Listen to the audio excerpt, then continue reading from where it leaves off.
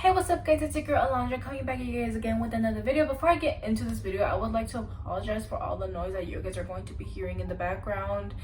I am filming on my phone because I lost my camera battery. I don't know how. I've been trying to look for it everywhere and it just disappeared. So I'm filming on my phone. Also, the setup, not cute. I know, I'm on the floor. I messed up my knee. So honestly, this is the most comfortable spot I could find. My tripod, I lost it, so I'm using a lower tripod. Anyways, I have a really huge announcement to make. We got our first sponsorship. Oh my gosh. I never thought I'd be saying this, but hey guys, this video is sponsored by Keen.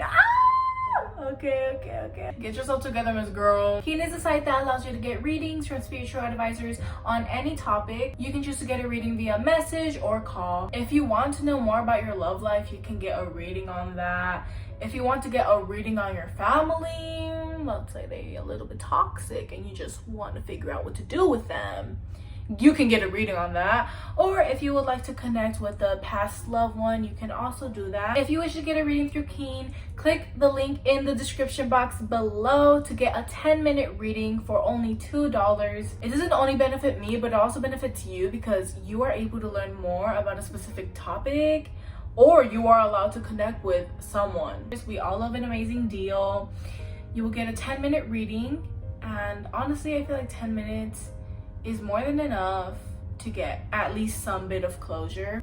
I was able to connect with a loved one that recently passed. If you guys have been following me on Instagram, you guys would know that I've been going through a really difficult time. I am going to try my best to not cry throughout this video. This video just means so much to me because I know my dad would be so proud of me. I recently lost my dad. Thank you to all those who have sent me your condolences and sent me lots of love. I am feeling it. Trust me, I read every single one of your messages and every single one of your comments. I may not respond, but especially now, I'm not responding to really anyone, not even like my closest friends, just because like I kind of like am going through a phase where like I'm just like trying. I don't want to shut the world out, but I don't know. I guess that's just my way of coping. But honestly, truly, thank you so much to everyone that has been checking up on me. The passing of my dad made me realize who I should keep in my life and who I should just let go. What sucks is that a lot of those people happen to be family of my dad. I'm glad that I no longer have a connection with them though. It's just, you know, I feel much more relaxed. I'm doing my own thing. I'm just trying to thrive as much as I can because I know that that's what my dad would want me to do. And this reading that I got where I was able to connect with my dad, it made me realize that that's all he wants for me. All he wants for me is just to live my life and be okay and be happy. For starters, they asked me for my birthday. Then they asked what topic I wanted to get a reading on. I wanted to connect with a loved one, and she was like, okay, who is this loved one? I told her that that loved one was my dad. She was like, did he wear glasses? And I was like, no. So that honestly low-key kind of threw me off at first because I was like, my dad never wore glasses. But wait y'all, wait, this is going to be important later on in the story. And then they got quiet, and I was low-key kind of scared for a second there because it got really quiet. And then they were like, who was the last person that your dad fought with? It was me. So, you know, the passing of my dad has been 10 times harder because the last time we talked, we argued. My mom says it wasn't an argument, but to me it was. You know, I didn't expect that to be the last time I would see my dad. I was the last person that he fought with. And then she told me that he was asking for forgiveness. And like that shit hurt because, oh my gosh, should I even be cussing throughout this sponsorship? You know what? Sponsorships would want me to be myself, therefore. Okay, I'll try my best not to cuss. She was like, he's asking for forgiveness, and that just hit me because it's like,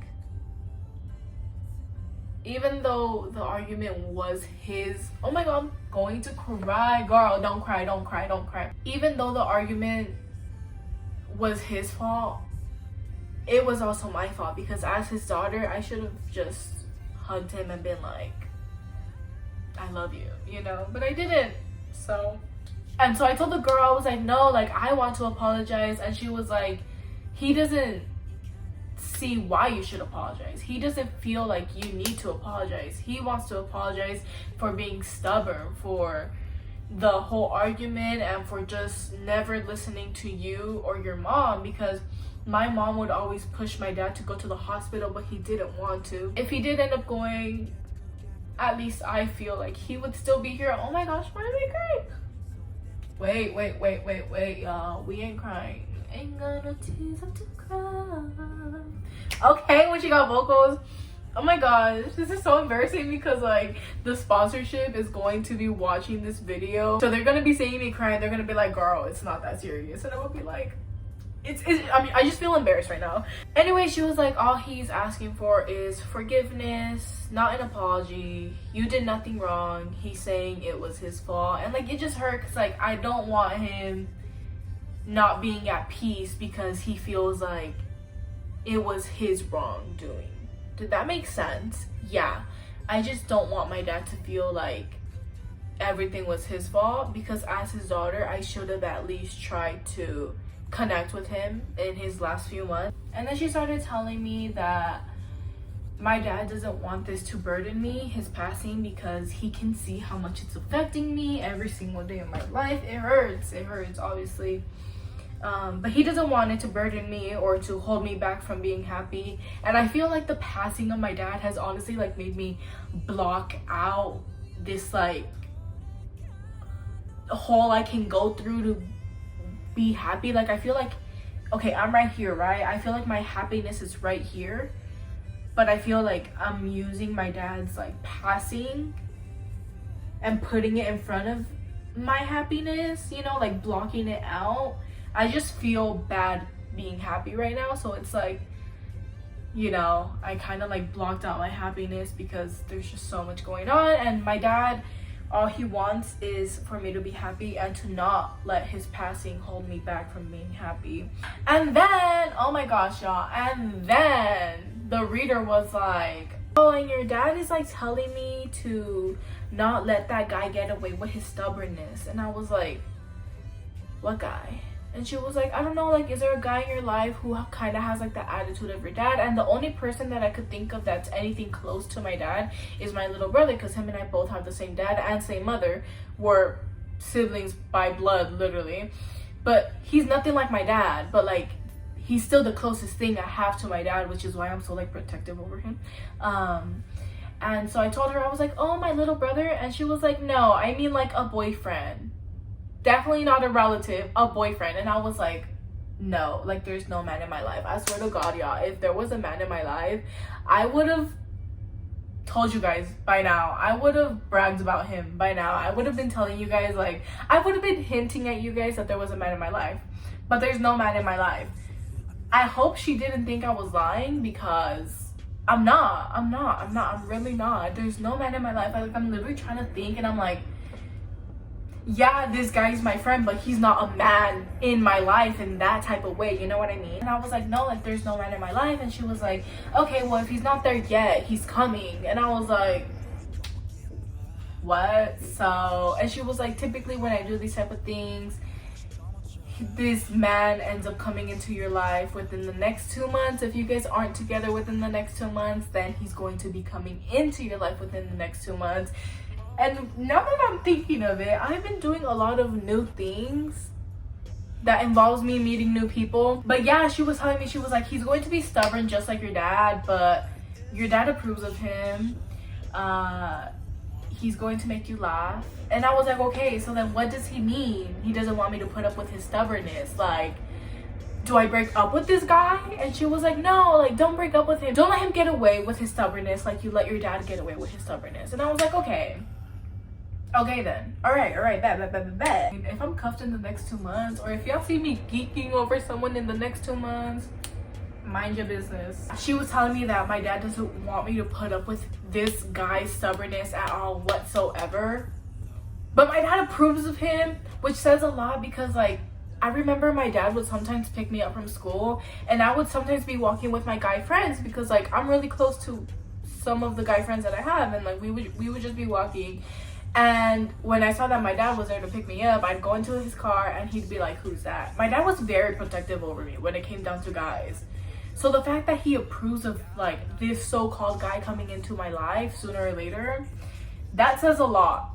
She was like, you're taking care of your brother right now, aren't you? And I was like, yeah. And she was like, yeah. She was like, you take care of your little brother, and your dad is telling me that he's proud of you, that he thanks you, but you need to back off. And I was like, what? Back off of what? And she was like, she just doesn't want you to like take care of your brother that much, because your brother is now the man, the first man in your life. Like, you know, my dad used to be the first man in my life. Now it's my little brother, because that's all I have left of him. And she was like, he just wants your little brother to be able to grow up, because his whole life he's been babied, which is true. My brother, since he was born, he's been the baby, and he's still getting babied till this day. And he's like, what? Well, he's turning 16 next month. And also, before my dad passed, he had been begging the doctors to let him talk to my little brother, which kind of hurt, because I was like, okay, but what about me? You know, like, why don't you want to talk to me? Like, are you still mad at me? Which was not the case at all. He was like, there was something your dad wanted your little brother to know. And so that part got me like, yeah, there really was something that my dad wanted my little brother to know, because that's all my dad was asking for. He was asking to talk to my brother one last time. He wanted to tell my little brother something, but he couldn't. He wanted to tell my little brother, oh my god, I'm getting emotional again, to just like take care of me.